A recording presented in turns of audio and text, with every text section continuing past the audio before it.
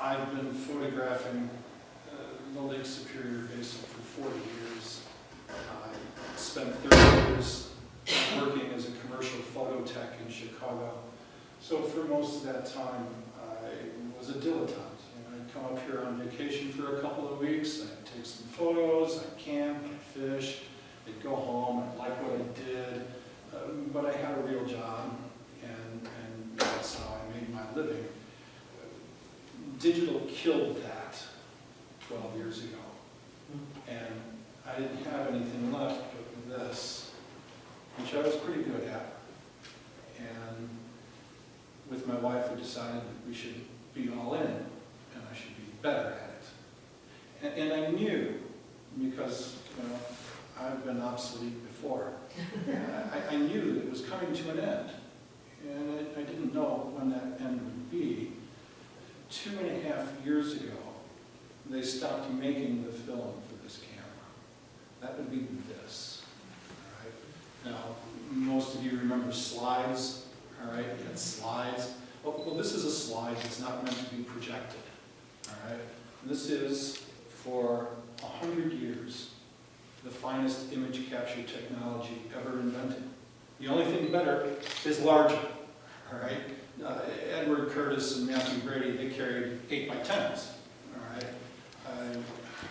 I already carry, with both outfits, I already carry over 120 pounds into the bush, and I wasn't going to deal with an 8x10. I started out like most people do, with a 35mm camera, and it was okay. I liked it. Did you come over this side? Absolutely, sorry.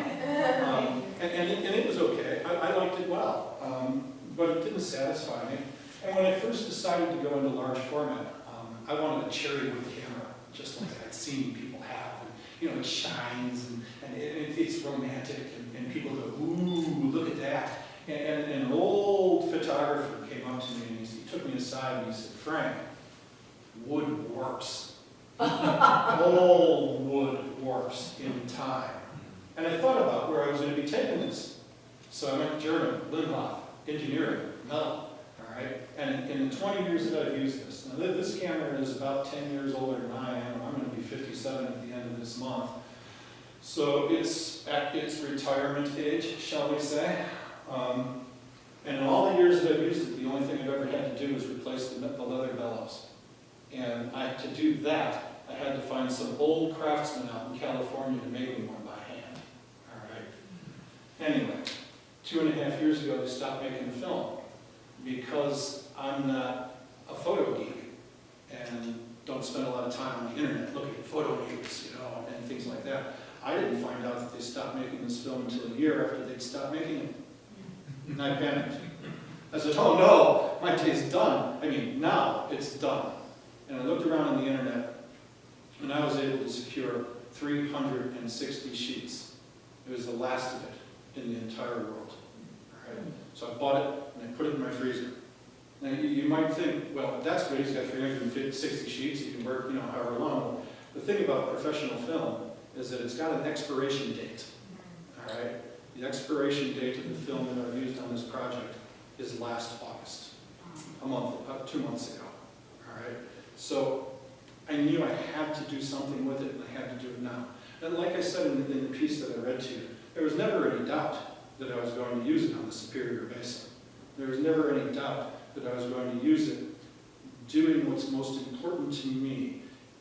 And as you've seen from the presentation, I'm an okay landscape photographer, but what I love is cultural artifacts, all right? Is the evidence of the people who've come before me, who lived in this land, and who for whatever reason left it.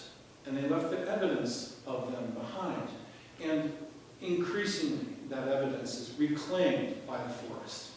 It just gets eaten.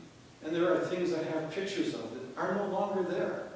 And I realized that if I spent my year documenting the cultural, historical, and natural landscape of the Superior Basin with the finest image capture technology ever invented, that I would create a body of work that was important, that it was something that would outlast me, all right? And 30 years from now, 40 years from now, 100 years from now, people could draw from it and find out what was here today. All right? So I took that 360 sheets with this and turned around and I bought 2 of these. All right? Because 360 sheets isn't a lot, and this is a problematic process. All right? There's nothing automatic about it. There's very little that's intuitive about it, unless you've been at it for a long, long time. But you can come up and shoot nothing but this and go home and find out you've got nothing but garbage. All right? Something goes wrong. You read light with a handheld meter. You say, okay, well that's a little bright, and okay, that's a little dark, and you try to intuit what you're actually seeing, and you try to think about how this film is going to see it, and then you make your exposure. And because it costs $8 every time I click a shutter, all right, you don't do a lot of bracketing. You don't say, oh, well, I'll make 4 of these, you know, and see how it works out. No, you don't. You make 1 or 2 and you hope for the best. So I bought 2 of these.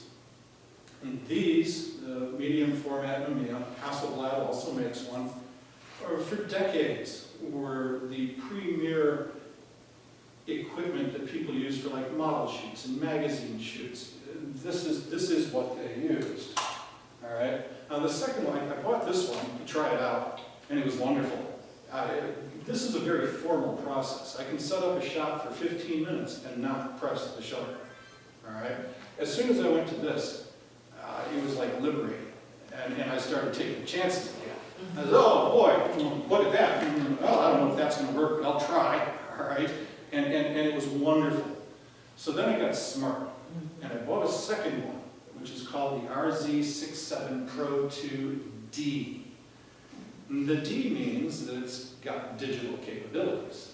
Now, it's essentially this camera, but inside it has electronics, and if you spend $14,000, you can buy a digital back for it.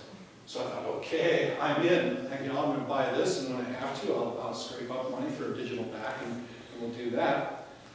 This summer, while I was on the road, Mamiya stopped making film cameras altogether, and those digital backs became unavailable. So basically, and as soon as they stopped making film cameras, they started discontinuing the film. My favorite Kodak film, which I've been using for the last year, has been discontinued this year. I've gotten the last of it that I can, and I'm working through it now, and I'm hoping to get just a little bit more so I can finish it off next November.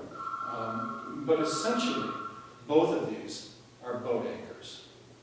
And they're going to go up on a shelf. Because I needed to blog my way through it, I bought what I call the toy Canon. All right, this is a low-end consumer-grade digital SLR. And when I walked into the store, a Labor Day a year ago, I saw a great sale. All right, it was cheap. It came with 2 lenses, came with everything I needed. I walked into the store and I asked the guy about it, and he started giving me a spiel about what kind of camera it was. Well, you know, I know a little something about this. And I said, stop, just tell me. Does it do this, this, and this? And he said, yeah, it does. I said, fine, sell me. All right? Because honestly, I mean, some of you, you'd like to use this. It's fine. It works really well, but it's plastic. And the lenses are crap, you know. But for the blog, all of a sudden it enabled me to record this journey in something resembling real time. All right, so I could come home, and instead of waiting to develop this and waiting to develop that, and then scanning it, and then doing the file work, and then transferring it over and writing the blog a month after I've been someplace, I can actually go home, I can go back to the motel after a day of being out in the field, I can download this into my laptop, I can write what I did that day, and I can illustrate it. All right? So the toy camera has been absolutely wonderful. All right? But essentially, as an imager, it's useless to me. All right? Because it's snapshots. You know, and I don't take snapshots. Right? What I've done for many years, and it's basically because of my background in the photo industry, is I shot with this, scanned it on a very expensive flatbed scanner I bought from Film Lab. They closed for cheap. And then turned around and made fine art prints from them. That's what I do, all right? I stopped all of that a year ago, September, and went all in on this project. There's not been a mile of the Superior shoreline I haven't visited.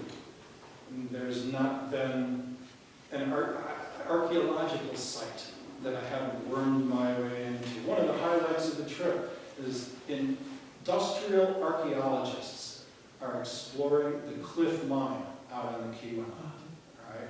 Now, the original Cliff Mine dig, Kelly and Hecla bought the site, I think it was like 1927, and they, instead of tearing down the old copper stamp mill, they buried it in stamp sands. All right? And then they never really followed up. There wasn't any more copper in the mountain, and they went away and left this big pile of stamp sands. Well, the students at the university, now our industrial archaeology, are digging in the stamp sands to see what they can find. Well, it turns out that stamp sands are a bactericide. And so I saw this on the web. They have a blog as well, and I contacted them and I told them what I was doing, and I asked for an invitation. And they said, hey, come on down.